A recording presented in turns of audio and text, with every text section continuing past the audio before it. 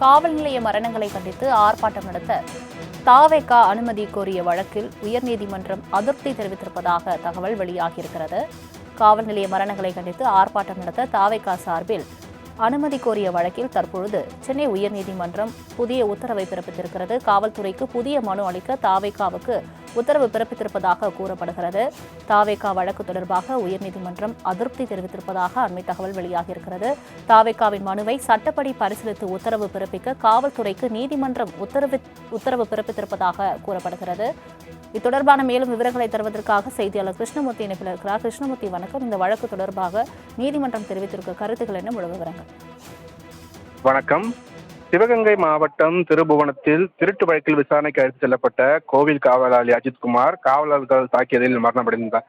தமிழகத்தை உலுக்கிய இந்த சம்பவம் தொடர்பாக சென்னை சிவானந்த சாலையில் ஜூலை 6ஆம் தேதி ஆர்ப்பாட்டம் நடத்த அனுமதி வழங்க காவல்துறைக்கு உத்தரவிடக் கோரி தாவேகா சார்பில் சென்னை உயர்நீதிமன்றத்தில் மனு தாக்கல் செய்யப்பட்டிருந்தது. இந்த வழக்கு இன்று பிற்பகல் விசாரணைக்கு எடுத்துக்கொள்ள கோரி தாவேகா தரப்பில் நீதிபதி வேல்முருகன் முன்பாக இன்று காலை முறையிடப்பட்டிருந்தது.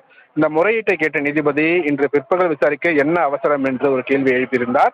அதற்கு தமிழகத்தில் இந்த ஆட்சியில் இதுவரை 23 விசாரணை மரணங்கள் நடந்துள்ளதாகவும் அதை கண்டித்து ஆர்ப்பாட்டம் நடத்த உள்ளதாகவும் தாவேகா தரப்பில் தெரிவிக்கப்பட்டது.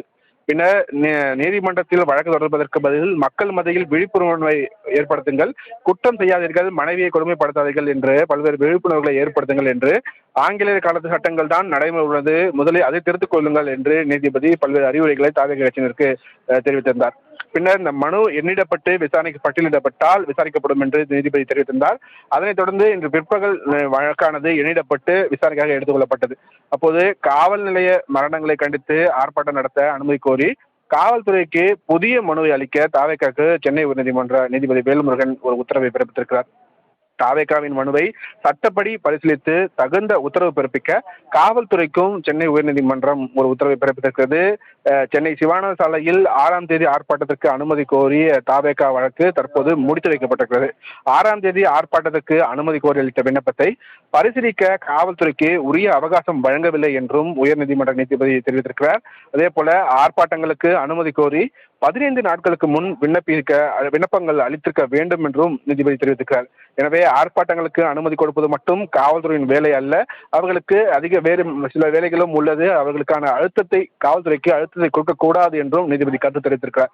எனவே புதிய மனுவை அளிக்க தாவேகாவுக்கு உத்தரவிட்ட நீதிபதி இந்த வழக்கையும் முடித்து வைத்திருக்கிறார். சலோமி, தங்களின் முழு விவரங்களுக்கு நன்றி கிருஷ்ணமூர்த்தி.